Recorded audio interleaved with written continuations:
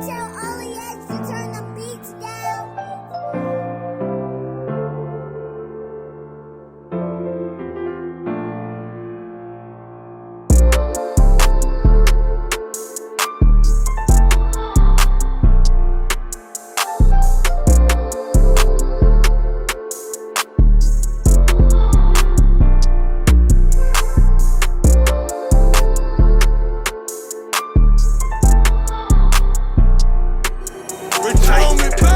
Greetings everyone, it's your boy King David back at it again with another one.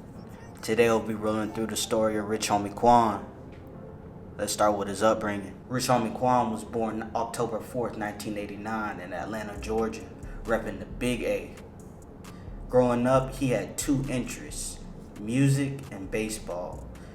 Now, Rich Homie would play baseball all the way through his childhood. He even got a scholarship to play at Fort Valley State as a center fielder. However, due to money struggles and overall diminishing interest in baseball, Rich Homie Quan would drop out of Fort Valley State and pursue his music career. But before he would take off, he found himself in some trials and tribulations, fighting a case for about 15 months for burglary. After Rich Homie got out of jail, he put more and more emphasis on his musical career because he knew that his talent could take him to new heights that he hasn't been before. So with the setup that he had, which wasn't a grand setup, but he did it on his own and produced his first debut mixtape, Still Going In, which did hella numbers and was one of the most influential projects of the time. This project included songs like Investments, Differences, and You Can't Judge Her. Difference between me and you is I'd rather get money and try to flip me something. You can't tell me nothing. Still Going In was so far, he even dropped a Reloaded. Still Going In, Reloaded. Now before people started doing like deluxe albums and stuff like that, Rich Homie dropped Reloaded, and that's pretty much what a deluxe album is. And he put on the Reloaded version Type of Way and many other songs that sort of grew traction, but Type of Way went quadruple platinum. All types of just success coming from that song. Even Michigan State used it as its anthem when it went into the Rose Bowl for the 100th anniversary.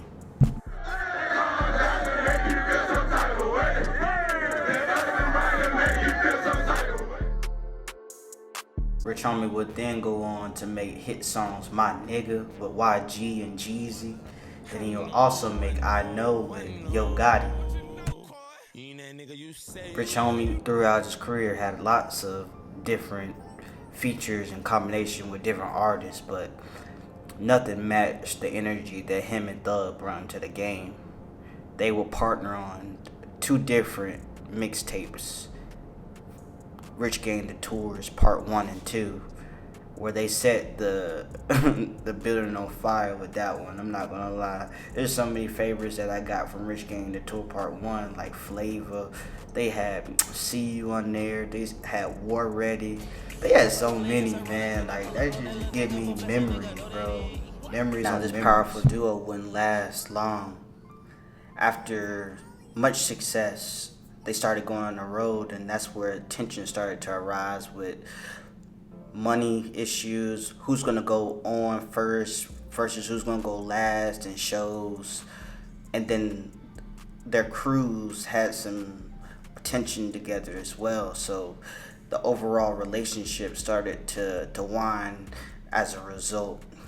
Then taking into account the street beefs, Rich Homie Quan was actually signed with TIG, or Think It's a Game, and they had YFN Lucci on the label as well. So pretty much Rich Homie sort of took a step back from all that, which was a smart move in my opinion. But this was the end of a great duo for sure. Looking back at the career of Rich Homie Quan, it was very successful.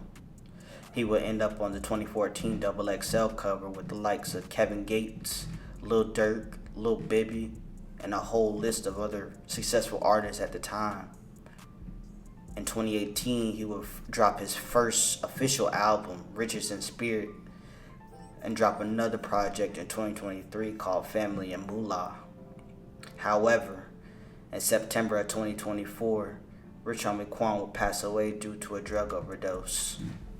What we can learn from Rich Homie Quan is this: when you get into certain places or catch fame quickly, your lifestyle has to change with it.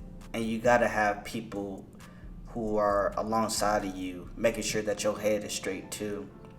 I believe, like a lot of our artists nowadays, they go through a ton, and they may not have the avenues or the spaces to sort of get their feelings across, and all that just tension and emotion snowballs into drugs, trying to sort of cope with the pain, and we don't get to the root of the issue. And so I just challenge you all to make sure that you are in the right headspaces so you can live a long and prosperous life. But this is the story of Rich Homie Quan. Thank you all for tuning in. Please like, comment, and subscribe. Peace.